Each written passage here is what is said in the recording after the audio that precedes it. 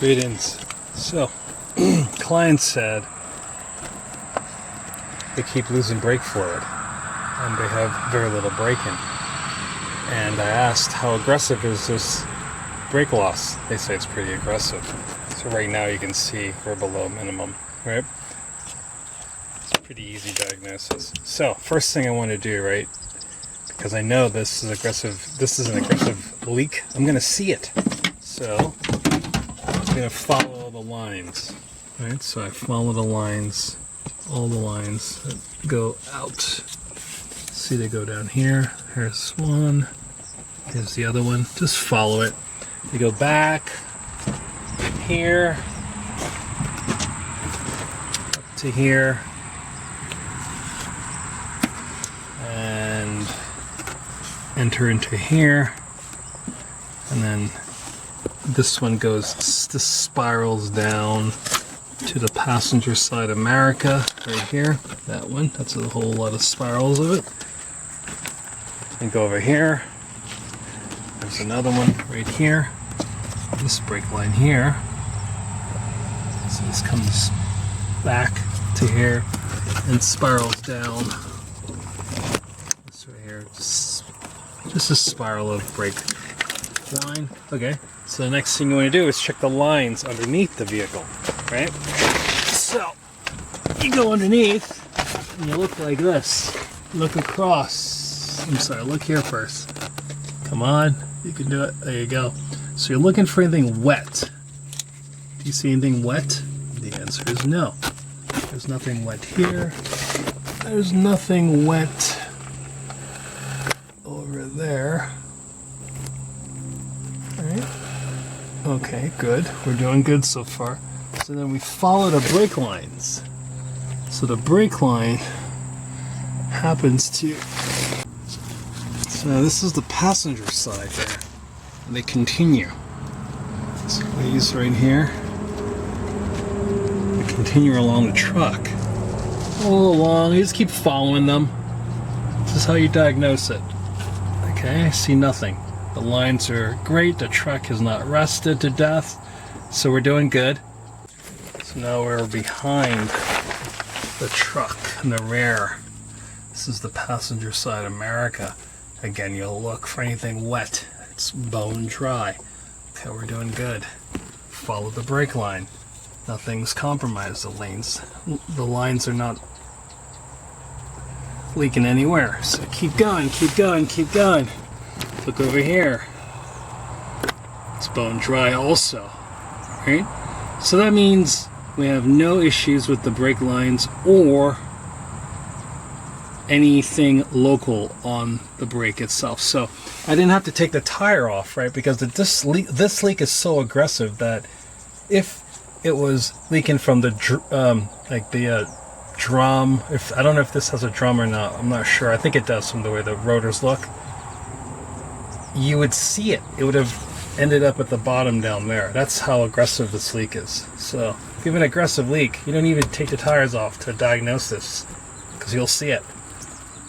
Alright, so next thing you're going to do, because the only other place, well actually, sorry, what I want to do here, my buddy's here, what's up, love you too, is you're going to look here, right? So you go underneath pedal, look at the brake pedal. You want to look for any liquid, any brake fluid back here. Anything wet. So you want to feel it with your hand. You want to pull this carpet up, right? Look underneath it. To do that, you just pop this off, lift this up, pull the carpet off, and you can get access to underneath it. If it's wet, underneath or on top, again, you want to check underneath if you're not familiar with how to diagnose these things, because sometimes it can leak underneath this. And either way, if it's dry, you know that you are okay here, right? But you're not done yet.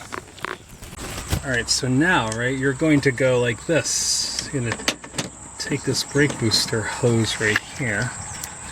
This provides vacuum, this hose, right? And you're gonna go like this. Take that off, just like that. Pop that off.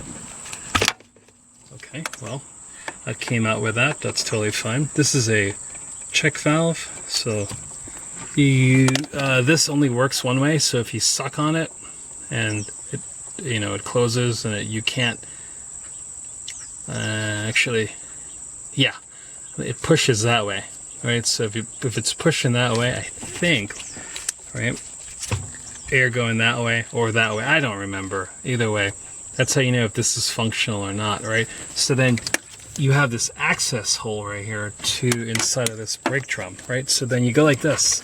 Where's the brake fluid? So you take this wonderful cable tie and you go right down into the hole, get it to the bottom like a dipstick, pull it back up, and look at that. That, my friend, is brake fluid. Lots and lots and lots of brake fluid. So that's how you diagnose it real quick. That should not have any brake fluid inside of there. So to properly repair this, you're going to have to replace the master cylinder because it's compromised in the back and leaking out. And then you have to replace this drum because there's a diaphragm in here that gets compromised when brake fluid touches it. You could try to get away with just replacing that, but I don't recommend it. Do both when this kind of failure happens. Alright, best of luck. So I'll give you some quick tips for this. It's not really a complicated job to do.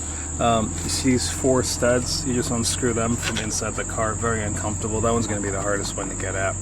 I used a 1/4 inch with a flexible universal head on it, then an extension, and they all come off. They're not super tight on there, torqued down.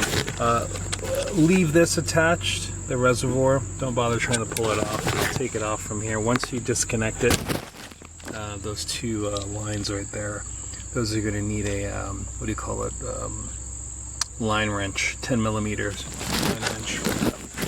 And you'll need you'll need it. You have to bleed this reservoir. And, you can get like a kit for that. They have, what do you call it, reservoir brake cylinder reservoir bleeder kits. And the last thing that's going to get a lot of you if you're a beginner to wrenching, remember this has a you'll see it has like this because this connects to the pedal, the brake pedal, and you're gonna have to adjust this, right? You need to do it after you've connected everything because the brake pedal has to push down onto the switch, the brake switch. If you don't do it properly, what will happen is that this won't let the brake pedal have a full swing, and then your brake light will always be on. This will be where you'll have your most issues. I mean, you'll have to tighten that up. It's a little awkward. The replacement one I had a 17 millimeter bolt on there, which was much larger than the one that was on here originally. And that's it. Pretty simple repair. Bleed all 4 brakes, and if you can, and take caution with that. You do it slowly because those little things break off quite easily.